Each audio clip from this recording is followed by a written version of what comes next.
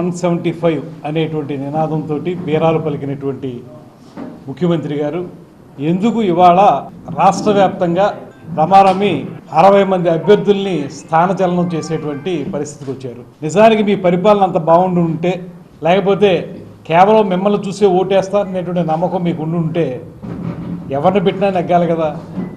ఎక్కడున్న వాళ్ళు అక్కడే ఉండి వారు పోటీ చేసి వారి సత్తాన్ని నిరూపించుకోవాలి కదా. ఎందుకు మీరు అంత కంగారు పడతా ఉన్నారు?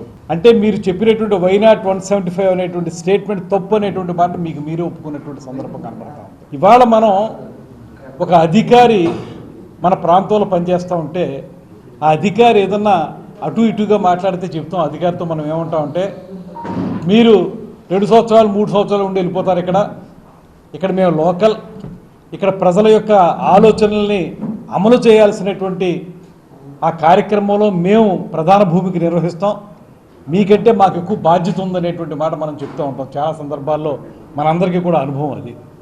రాజకీయాల్లో సైతం ముఖ్యంగా ఒక నాయకుడు అనేవాడికి, లేకపోతే రాజకీయాల్లో ఉన్నవాళ్ళకి ఆ ప్రాంత సమస్యల పట్ల అవగాహన, ఆ ప్రాంత ప్రజలతోటి సత్సంబంధాలు, అన్నిటికంటే ముఖ్యంగా ఆ ప్రాంతం పట్ల అనుబంధం, అటాచ్మెంట్ అంటాం. ఇవాళ మనం పుట్టిన ప్రాంతం మీద కానీ, మనం పెరిగిన వాతావరణంలో కానీ మనకు ఒక అటాచ్మెంట్ ఏర్పడుద్ది. దాని ద్వారానే మనం ఆ ప్రాంతానికి మంచి చేయగలుగుతాం. అధికారుల్లాగా లేదా ఉద్యోగం మీద బదిలీ వచ్చిన వాళ్ళలాగా మనం ఏదో కేవలం పని చేసి వెళ్ళిపోదాం అనేటువంటి విధంగా రాజకీయ నాయకులు ఉండరు. అది మనందరికీ తెలిసిన మాట. తరతరాలుగా రాజకీయాల్లో ఉన్నటువంటి విధానం, సాంప్రదాయం ఏంటంటే, ఒక ప్రాంతంలో పుట్టి పెరిగినటువంటి వ్యక్తులు అక్కడ నాయకులుగా ఎదిగిన వారు ఆ ప్రాంతానికి మంచి చేయాలి, న్యాయం చేయాలంటే అనుబంధంతో ఉంటారు. ఇవాళ రాజకీయాల్లో కొత్త విధానం తీసుకొచ్చినటువంటి వైఎస్ జగన్మోహన్ రెడ్డి గారి వల్ల ఈ రాష్ట్రంలో ఏ ప్రాంతంలో ఉన్న నాయకులకు ఆ ప్రాంతంతో అనుబంధాలు ఉండవు. ఆ ప్రాంత సమస్యల మీద అవగాహన ఉండే అవకాశం లేదు. కొత్తగా మారిన జిల్లాల ప్రకారం అయితే జిల్లాలే మారిపోతున్నారు పోటీ చేసేటువంటి అభ్యర్థులు. అప్పుడు ఆ జిల్లా సమగ్ర స్వరూపం కానీ, ఆ జిల్లా యొక్క నైసర్గిక స్వరూపం కానీ ఏ విధంగా వాళ్ళకి అర్థమవుతాయనేటువంటి వాటిని నేను అడుగుతా ఉన్నాను. ఇది రాజకీయాల్లో మౌలికమైన ప్రశ్న. నేనేదో రాజకీయ నాయకుడిగానో లేకపోతే ప్రతిపక్ష పార్టీకి సంబంధించిన వ్యక్తిగానో మాట్లాడడం లేదు. ఈ మాట రాజకీయాల్లో ఉండవలసినటువంటి కనీస ధర్మం ఏంటంటే ఆ ప్రాంతం పట్ల మనకు అవగాహన ఉండాలి. ఇక రేపో మాపో ఎన్నికలు రాబోతున్నాయి.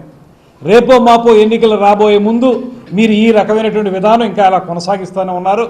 రమారమి 60 నుంచి 70 మందిని స్థానచలనం చేస్తారనేటువంటి మాట మీకు వినపడతా ఉంది. ఇప్పటికే 40 మంది దాకా అయ్యారనేటువంటిది కూడా మనందరం చూస్తూ ఉన్నాం. ఈ 1 నెల 2-3 నెలల కాలంలో ఏ మేరకు మీరు మార్చినటువంటి అభ్యర్థులు ఆ ప్రాంత సమస్యలను అర్థం చేసుకోగలుగుతారు? ఏ రకంగా ప్రజలతో మీకు అనుబంధం ఏర్పడుతుంది? ఎందుకు మిమ్మల్ని విశ్వసించాలి ప్రజలు?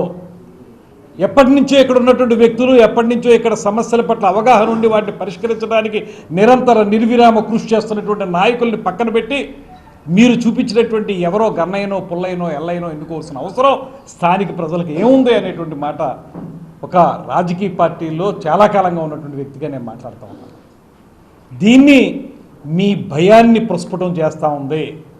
మీరు ఖచ్చితంగా రేపు జనసేన తెలుగుదేశం పార్టీ కూటమి విజయ దుందుబి మోగించబోతుందనేటువంటి భయం మీ వెన్నులో చలిని పుట్టిస్తుంది, మీ వెన్నులో వణుకు పుట్టిస్తుంది అనేటువంటి మాట స్పష్టమైంది. కాబట్టి దానికి తోడు మీరు నేను సర్వాంతర్వ్యామిని, లేకపోతే నేనే సామ్రాజ్యానికి అధినేతనని చెప్పుకునేటువంటి మీరు ఇవాళ మీరు తీసుకున్న నిర్ణయాలకి మీ పార్టీ వాళ్ళు మిమ్మల్ని చీకొట్టి వెళ్ళిపోతున్న సందర్భం కూడా మనం చూస్తూ ఉన్నాం. గుడ్ బై అంటున్నారు కొంతమంది, నమస్కారం బాబు మేము పడలేమంటున్నారు కొంతమంది, ఈ అన్యాయం ఏంటని అడుగుతున్నారు కొంతమంది, బయటకు వచ్చి ప్రెస్ మీట్లు పెడుతున్నారు కొంతమంది. ఎక్కడో రాజకీయాల్లో 1-2 చోట్ల మనం ఇలా సర్దుబాట్లు జరగడం అనేది మనం చూసాం. కానీ ఇది ఒక పద్ధతిగా రమారమి 60-70 సీట్లలో ఈ రకమైన స్థానచలనాలు చేయడం అనేటువంటిది ప్రజాస్వామ్య స్ఫూర్తికి విఘాతం అనేటువంటి మాటను కూడా నేను స్పష్టంగా తెలియజేస్తా ఉన్నా. తర్వాత ఇవాళ చాలా రోజులుగా 27వ రోజు అనుకుంటాను నేను, ఇవాళకి 27 రోజులుగా చేస్తున్నటువంటి అంగన్వాడీల సమ్మెకి జనసేన పార్టీ రాష్ట్ర వ్యాప్తంగా కూడా సంపూర్ణమైనటువంటి సంఘీభావాన్ని ప్రకటించింది. మా నాయకులు, సిటీ నాయకులు ఇద్దరు, అదేవిధంగా మాకు ఇక్కడ స్థానికంగా ఉన్నటువంటి రూరల్ నాయకులు కూడా సంఘీభావం ప్రకటించారు. ఇందులో విచిత్రమైన విషయం ఏంటంటే మీరు వాళ్ళని ఉద్యోగస్తులుగా గుర్తించరు, వాళ్ళని పేరోల్స్లో పెట్టరు, వాళ్ళకి సరైనటువంటి అవకాశాలు కల్పించరు, అయినా వాళ్ళ మీద ఎస్మా ప్రయోగించడానికి మాత్రం సిద్ధమైపోతారు. అసలు అంగన్వాడీ అనేది ఎసెన్షియల్ దాంట్లోకి రాదు, అత్యవసర సర్వీసుల కింద రాదు అనేటువంటి మాట పక్కన ఉండగా మీరు ఎస్మా ఏ రకంగా వారి మీద ప్రయోగిస్తారు. తర్వాత అంగన్వాడీలు అడుగుతున్నది ఏమన్నా గొంతెమ్మ కోరికలా? మీరే ఊరు వాడ తిరిగి ముద్దులు పెడుతూ తలలు నిమురుతూ అందరితో చెప్పిన మాట ఏంటంటే నేను ఖచ్చితంగా అధికారంలోకి రాగానే అంగన్వాడీల సమస్యల్ని నేను పూర్తిగా పరిష్కరిస్తాను, వారికి జీతాలు పెంపుదల చేస్తాను, అన్ని రకాల సౌకర్యాలను కల్పిస్తాననేటువంటి మాట చెప్పి మీరు వెనక్కి తిరుగుతుంటే, మనం తిప్పుతుంటే అంగన్వాడీలు అడుగుతూ ఉన్నారు. వాళ్ళు క్షేత్రస్థాయిలో అంగన్వాడీలు అనేవాళ్ళు పిల్లల యొక్క పౌష్టికాహారాన్ని, లేకపోతే చిన్నపిల్లలు పేద పిల్లలు ఎవరైతే ఉన్నారో ఆ పిల్లల్ని సమగ్ర అభివృద్ధి జరగడానికి ఉపయోగపడేటువంటి ముఖ్య కార్యనిర్వాహకులు అంగన్వాడీలు. అటువంటి అంగన్వాడీలు వారిని మీరు వంచారు. ఇవాళ వాళ్ళు రోడ్డు మీదకి వచ్చి అన్యాయం జరిగిందనేటువంటి మాటతోటి మాట్లాడుతుంటే సానుభూతితోటి, వారి పట్ల అవగాహనతోటి, వారు జీతాలు ఎంత, వాళ్ళకు ఉండేటువంటి జీవితం ఎంత, వాళ్ళ యొక్క ఏ రకంగా వాళ్ళు తమ జీవితాన్ని వెళ్ళదీసుకుంటున్నారు అనేటువంటి దాని మీద సానుభూతి లేకుండా ఎస్మా ప్రయోగిస్తామని చెప్తారు మీరు. ఇది మీకు పోగాలము దాపురించినప్పుడు మంచి మాటలు వినపడవు అనేటువంటి మాట ఏదైతే ఉందో ఆ రకంగా వాళ్ళ పోగాలం ఈ పార్టీకి దాపురించింది. అందుకే వాళ్ళు వాళ్ళ మీద ఎస్మా ప్రయోగించేటువంటి దుర్మార్గమైన చర్య తీసుకుంటా ఉన్నారు. పారిశుద్ధ్య కార్మికులు మరో పక్కన ఫ్రంట్ లైన్ వారియర్స్ అన్నాం ఆ రోజున వాళ్ళని.